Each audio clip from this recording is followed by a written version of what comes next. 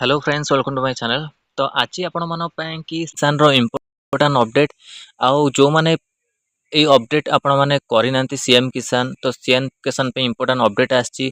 एई पंजीकरणटा आपण करबा निहाती दरकार जा द्वारा आपण मानकु पेमेंट आसी परिबो सेतु।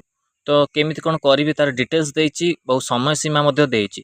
तो सेही अनुसार आपण माने पंजीकरण निहाती करिवा दरकार। देखंतु सीएम किसान योजना हिताधिकारी मानक माने ध्यान दियंतु। पीएम किसान योजना अंतर्भुक्त होई नथिबा सीएम किसान हिताधिकारी माने सीएम किसान योजना सहायता जारी रखिया निम्नलिखित बाध्यतामूलक आवश्यकता गुड़िक पूर्ण करंतु।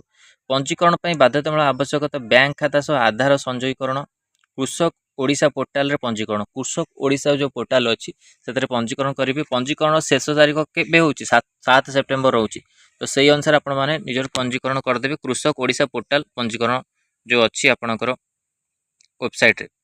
तो उपरोक्त आवश्यकता पूर्ण कर हिताधिकारी मानक आधार लिंक थिबा मोबाइल नंबर जरिया ई-केवाईसी सहित निकटस्थ जनसेवा केंद्र कि व्यक्तिगत स्तर में सीएम किसान पोर्टाल cmkisan.odisha.gov.in এই পোর্টাল মাধ্যমে आपण माने जाई पंजीकरण कराई नियंतु। अधिक सूचना ब्लॉक कृषि अधिकारी कार्यालय किंबा कृषि समृद्धि हेल्पलाइन नंबर 155333 रे जोगाजोग करंतु।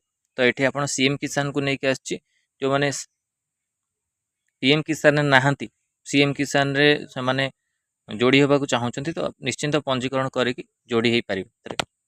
तो ये इंपोर्टेंट अपडेट आपर सीएम किसान योजना को लेकिन वीडियो भल लगी लाइक और शेयर करूँ। चैनल प्रथम थर पाई चैनल को सब्सक्राइब करूँ और ये कंटेंट बेल आइकन को क्लिक करूँ जब समस्त वीडियो नोटिफिकेशन आपन पाखे पहुँची पारे।